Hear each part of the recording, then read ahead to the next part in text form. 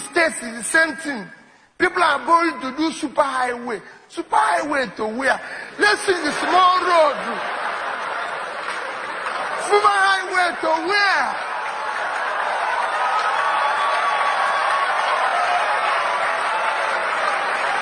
They're going to do flyover. When the main road is not good, why are you doing the flyover? Where are we flying to?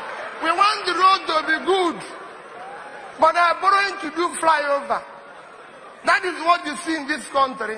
The Lagos-Calabar, obviously the project that's being worked on, that your statements on that project are... My statement on it is one statement that is because I'm the one who made it, I won't use the word exemplary.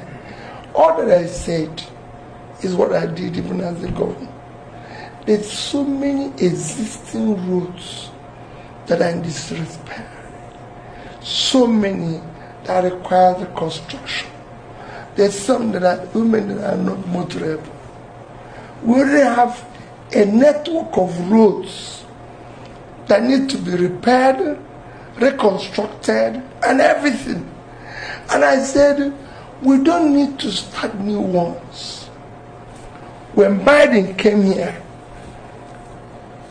he did something, he said he's going to improve the infrastructure.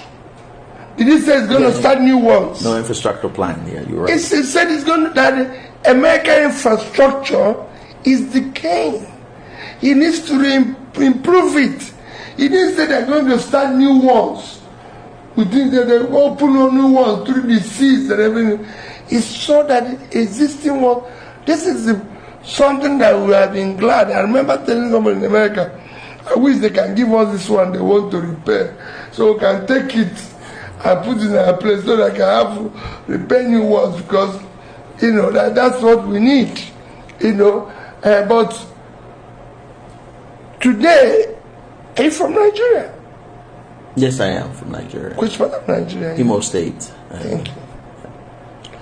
You can't drive from Owerri to Port Harcourt. Just Owerri to Port Harcourt.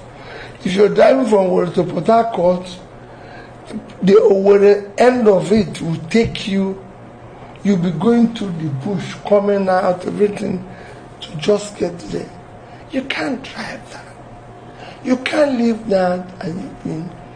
You cannot drive from Kano to Medugri. I was in Kaduna a few weeks ago. The Kaduna bypass will take you hours. You cannot go from Abuja to Lokoja. You can't drive from Lokoja to Auchi. You can't go from Auchi to Benin. The East-West Road has not been completed. You can't even drive from Benin to Sapele to Warri. You can't go from Calabar to Uyo. I can go on and on. Let's fix all this. You can't go from Osoka, where we call it Bolafo, to Otugbo. Can't go from Otugbo to Makodi. These roads are in a mess. You need to fix them. So we have enough network of roads that are already existing. Same thing, Lagos, Ibadan. Can't go to Ibadan. There's a place you can't go, you can't drive to. Go to Jabode, Benin, all the... No.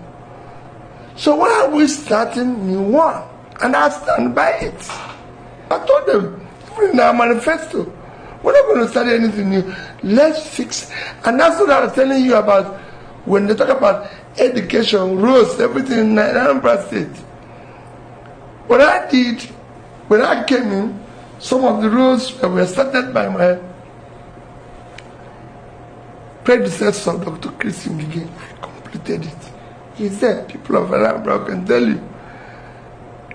Even to prove that I completed, I measured where he stopped and did my own. So, and then all the existing roads. And then started opening the rural areas where the roads did not exist again.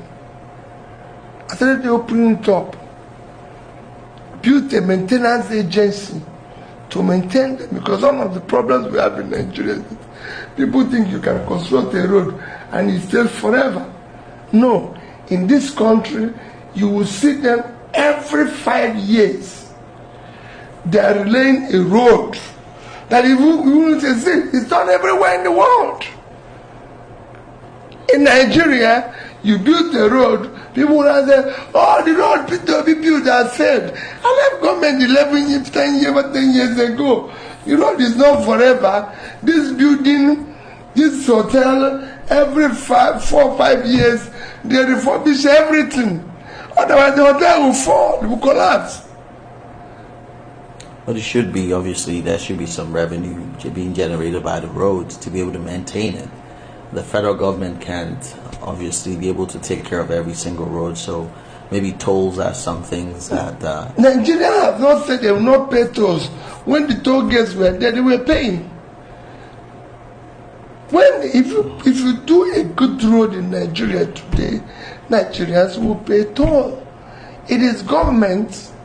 They can do it. They can do it based on the toll system, partnering strategically with those that can build the roads and collect the toll.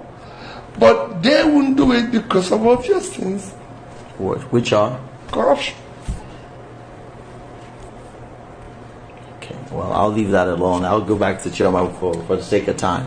In addressing another allegation, the Vice President has accused you of engaging in divisive rhetoric because you criticize the government's spending priorities. How do you respond to those allegations? Well, I don't need to make comment on that. Just something I said. It doesn't exist. There's no evidence to that.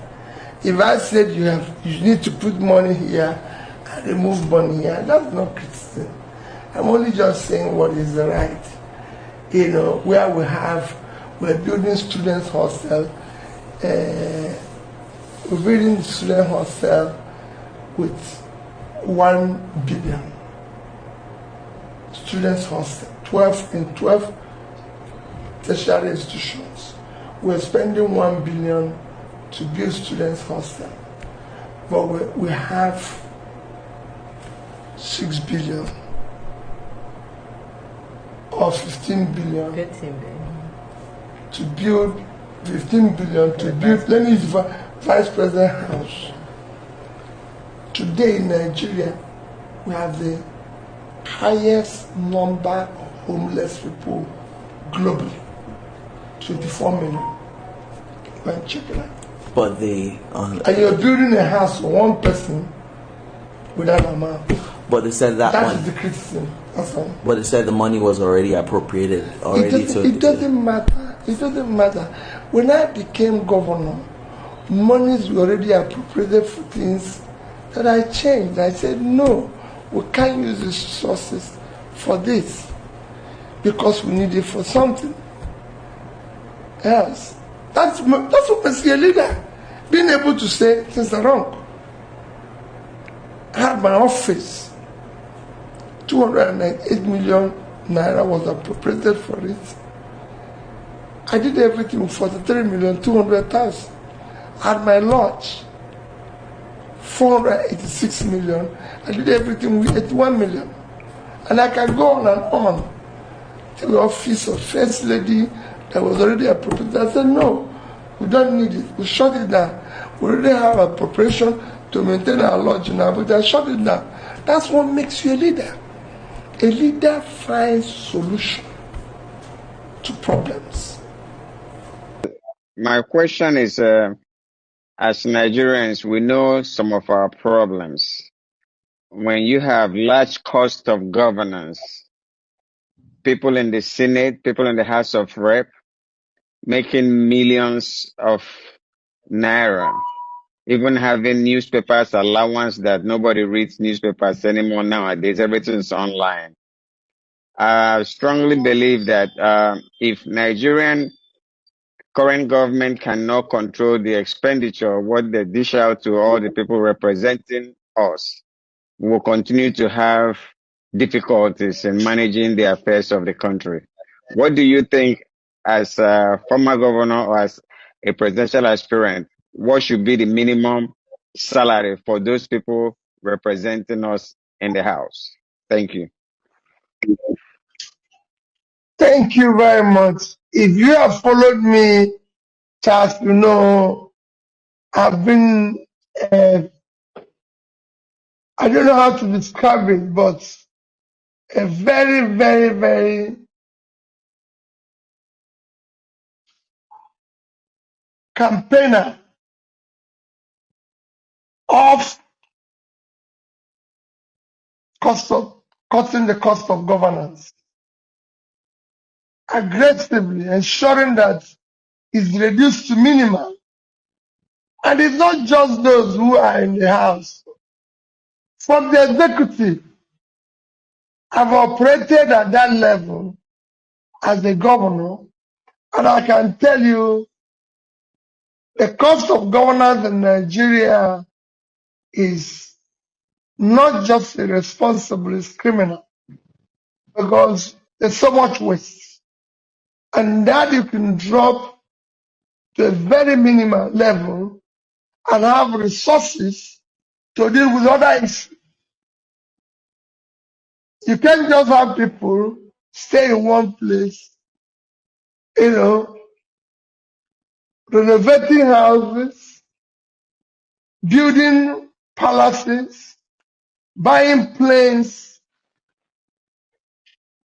while abandoning critical areas of development.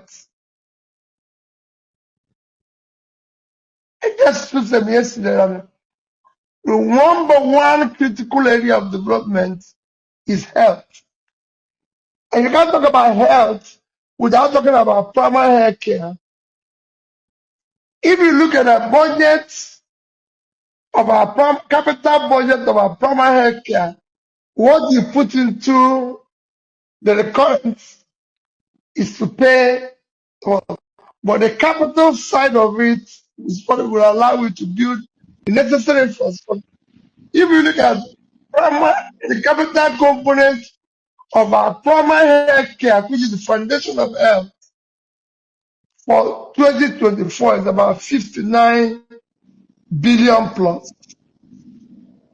If you look at the capital budget of all the teaching hospitals, from that of Ibadan, University of Ibadan, University of Lagos, University of Nigeria, Soka, Ahmadu Bello University, University of Jos. If you put all of them together, all the universities, which is this is your specialist teaching hospitals, where you can say that is where the best is. If you put their capital budget and of primary health care together, it is not up to the money we used to buy a new plane. That is where the problem is. The same thing goes to the National Assembly, where you have budgets, and what I've mentioned, I think in my last few years, you have a budget where we don't have a national library where people can go and have reference and everything. The budget for it this is under 1 billion, but you have National Assembly Library for 15 billion, which nobody's going to use. So for me, it is something you need to dismantle. And there are things that I follow that read this and I know what is happening. So it's not about me, it's about if you're there, you have to come out and show this is the way to go. But it has to start with you, who is on the executive side, before you can tell other people to manage their own situation. Charles Abel again, I'm from Maryland. The question I wanted to ask was I was disappointed at the last election that we have the European representatives came to see the election and they saw that it was rigged and all that stuff. And still, the foreign policy, Nigerian government is still, those that came to witness the election knew that the election was rigged and nothing was done, by the European government. So how do we still have a foreign relationship with those people that did not represent, during the election properly? What kind of trust do we have on them coming to watch another election? Well, Mr. Charles, foreign observers are just there to observe. They're not going to change your country. I'm one of those who believe that we don't have any problem with foreign countries and they can't change Nigeria. When people blame them, and I disagree with it, the problems in Nigeria are Nigerian problems. They can be solved by Nigerians. If Nigeria decides to have a good leader, we'll get that problem solved any day. And I've said it repeatedly when I was campaigning, that I will concentrate on building a strong Nigeria that will be secured, that can feed itself, and engage with foreigners on the proper terms.